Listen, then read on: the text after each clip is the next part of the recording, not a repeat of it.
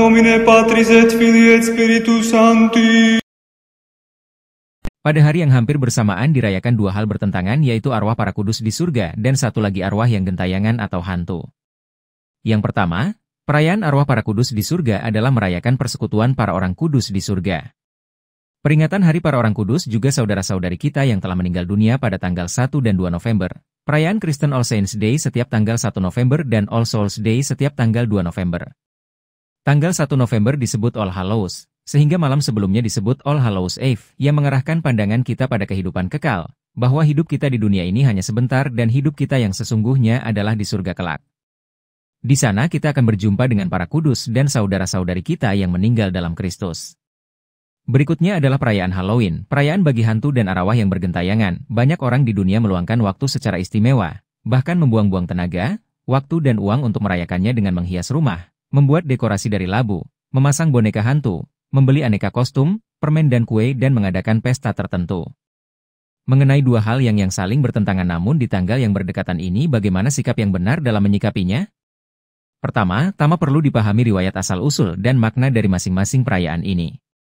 Perayaan Halloween memiliki dua asal-usul. Yang pertama adalah perayaan Celtic pra-Kristen yang dikaitkan dengan Tahun Baru Celtic. Yang kedua adalah perayaan Kristen All Saints Day dan All Souls Day pada tanggal 2 November. Di Kepulauan Inggris, tanggal 1 November disebut All Hallows, sehingga malam sebelumnya disebut All Hallows Eve. Perayaan Celtic pra-Kristen. Dahulu kala bangsa Celtic kuno yang mendiami Inggris, Wales, Skotlandia, Irlandia, dan Britania atau wilayah Prancis Barat Laut merayakan hari tahun baru mereka pada tanggal 1 November dalam kalender kita.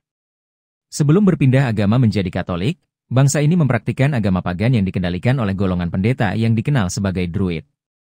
Bangsa Druid cukup terkenal adalah peninggalan monumen batu Stonehenge dan kalender astronomi lainnya yang masih ada di bekas wilayah kekuasaan mereka. Periode sebelum tahun baru, saat tahun berakhir, adalah waktu untuk mempertimbangkan misteri kematian manusia. Dipercayai bahwa pada malam terakhir tahun ini, penguasa kematian, Samhain, mengizinkan jiwa orang yang telah meninggal untuk kembali ke rumah mereka.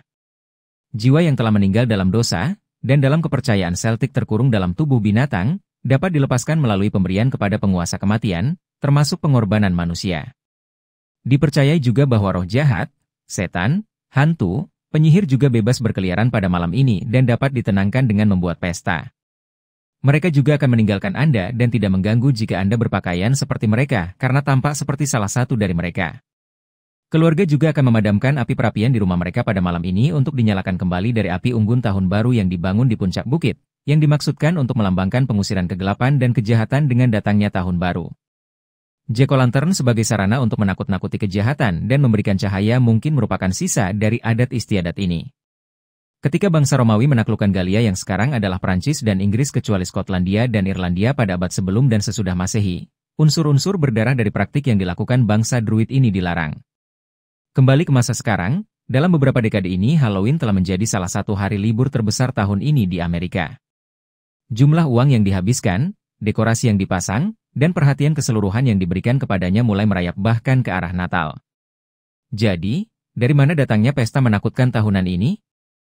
Sebenarnya ini memiliki akar Katolik dan seperti banyak hari libur di beberapa negara, menjadi seperti itu karena pertama-tama merupakan hari suci Kristen yang dari mana kata holiday berasal. Namun, perayaan Halloween kontemporer di Amerika agak terputus dari asal-usul Katoliknya. Asosiasi Halloween saat ini dengan orang-orang seperti penyihir, goblin, gremlin dan lainnya. Agak baru. Tetapi asosiasi antara Halloween dengan orang mati memang menemukan akarnya dalam kekatolikan. Untuk memahami akar Katolik dari Halloween, pertama-tama kita harus melihat All Saints Day, yang dirayakan pada tanggal 1 November. Hari raya besar ini, di mana kita merayakan semua orang kudus di surga, berakar pada abad ke-7. Selama 3 abad pertama kekristenan, gereja seringkali harus beroperasi di bawah tanah karena penganiayaan negara Romawi terhadapnya. Selama periode ini, ada banyak martir yang meninggal karena iman mereka kepada Yesus Kristus. Yang paling terkenal dari mereka dihormati secara lokal dengan pelestarian relik, dengan perayaan ulang tahun kematian mereka, sebagai pesta untuk menghormati kelahiran mereka ke dalam kehidupan kekal.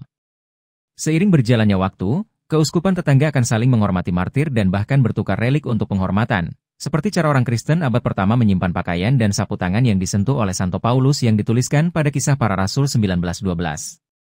Pada akhir abad ketiga dan awal abad keempat, Penganiayaan yang paling kejam dari semua terjadi, yaitu penganiayaan Kaisar Diokletianus 284–305 Masehi. Para martir menjadi begitu banyak sehingga di beberapa tempat mustahil untuk memperingati bahkan yang paling penting dari mereka.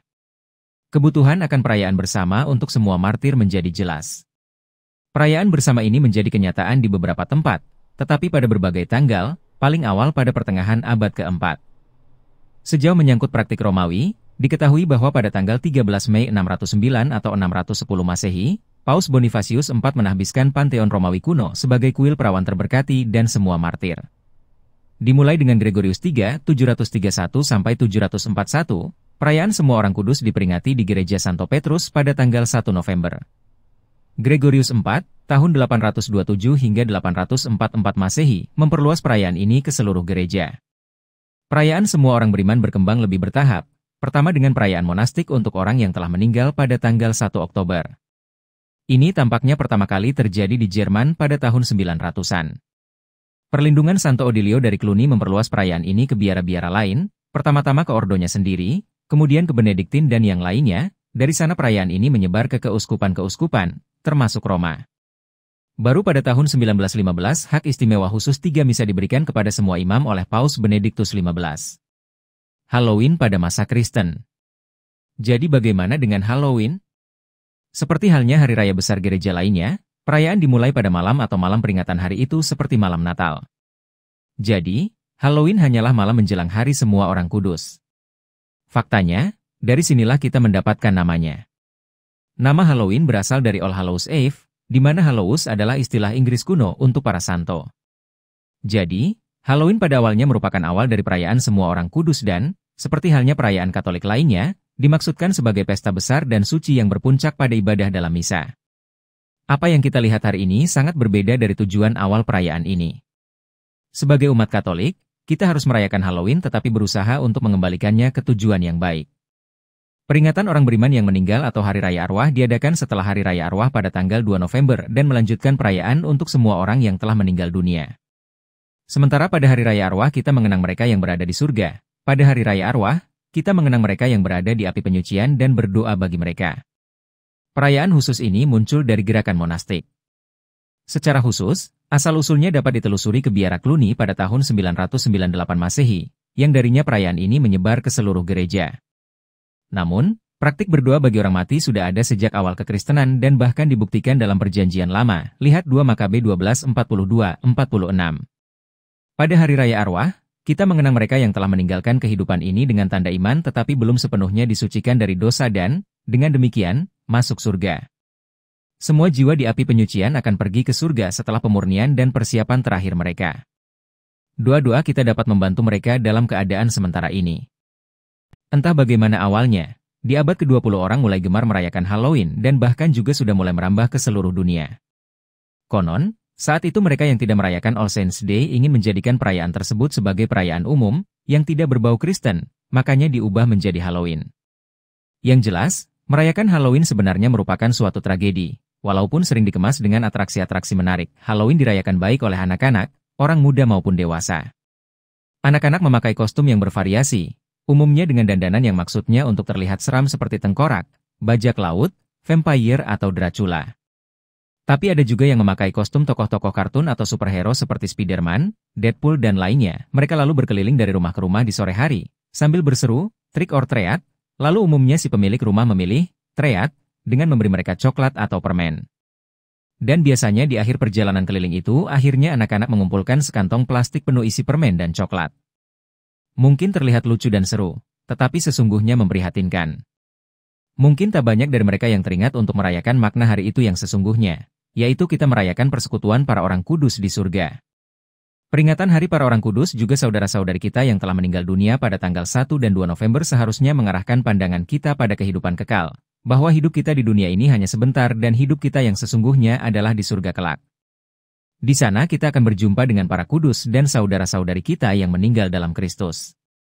Maka, umumnya tema Misa Kudus selama bulan November adalah agar kita mengingat tujuan akhir hidup kita, dan agar kita berjaga-jaga sementara menantikan saat itu. Dalam Matius 24:44. Hendaklah kamu siap sedia, kata Yesus, karena Anak Manusia datang pada saat yang tidak kamu duga. Bukannya tanpa tujuan bahwa kita diingatkan untuk senantiasa berjaga-jaga, karena hanya dengan sikap demikian kita dapat mempersiapkan hari Natal pada bulan Desember, saat kita memperingati kelahiran Yesus, penyelamat kita, yang olehnya kita memperoleh kehidupan kekal. Sayangnya, mungkin orang lebih senang berpesta daripada berjaga-jaga dan berdoa.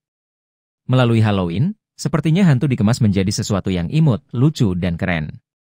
Anak-anak adalah korban pertama dalam hal ini, mereka jadi berpikir hantu atau setan itu hanya dagelan. Misalnya, monster dibuat jadi jagoan. Mereka didandani dengan aksesoris tertentu, kesannya jadi hebat sekaligus kekinian. Ini adalah bentuk kemasan pada hantu. Akibatnya sedikit demi sedikit anak-anak bisa kehilangan naluri salah dan benar, mana yang harus diikuti, mana yang harus dihindari. Menjadi memprihatinkan di mana generasi zaman sekarang dihadapkan pilihan dunia yang kelihatannya menggiurkan. Pesta hura-hura, film-film porno, narkoba, tinggal bersama sebelum nikah, perkawinan sesama jenis, dan seterusnya. Mungkin hal itu tidak terjadi jika sejak awal anak-anak diajar bahwa meskipun hantu diberi lipstik dan tersenyum, tidak mengubah kenyataan, hantu tetaplah hantu. Perbuatan salah, sekalipun dikemas menarik dan kelihatannya keren, tetaplah perbuatan yang tidak baik dan membawa pada dosa.